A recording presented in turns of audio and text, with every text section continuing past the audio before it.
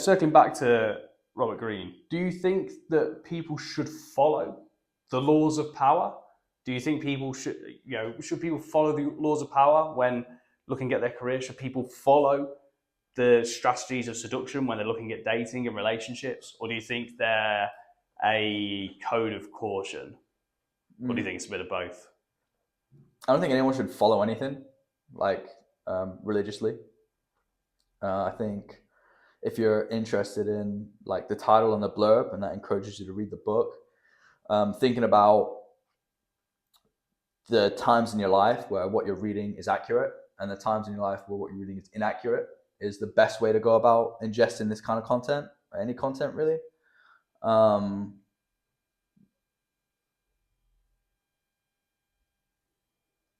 I would say whether or not it's a word of caution depends on like your interpretation of it. I don't like reading laws of power is going to give you some superpower where now I can just manipulate everyone around me and get everything I want. It's just going to make you aware of certain social dynamics and patterns that happen, that were always happening, and now you're just aware of them, and maybe you can navigate it a bit differently, like your choice of partner, your choice of boss, how you deal with conflicts. Might make you worse at those things. It might make you better at those things. Like, you don't know. So it's just like, kind of comes back to temperament, I guess, whether how interested in social, like developing a social understanding, a social knowledge you are, versus how interested in developing mechanical or electrical knowledge you are, right? Or martial arts knowledge. Like, what you read is determined by what you're interested in, right? If you're going to sit down and deliberately ingest a book, you can't read every book ever. So you have to pick, right? What do you pick based on what you like? Well, how do you find what you like? Well, that's just temperament and upbringing. So, yeah, don't read anything. Nothing should be read in. No person, no one thing, no idea should be taken like this is gospel and I'm gonna live my life based on these principles. Like, no fucking way, bro. Like, read them. This is one person's.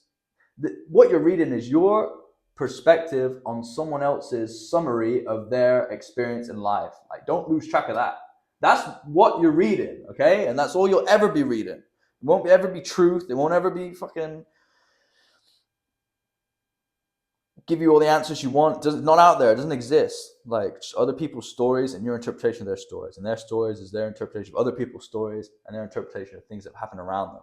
You know? You watch a car crash and 3 people could write a story about said car crash and there'd be 3 wildly different fucking accounts. And that's true for everything.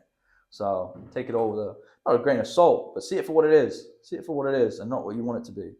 You know, it's no secret fucking source, no superpower, no truth, no answers. It's not out there. Maybe with math, maybe, but even then, probably not.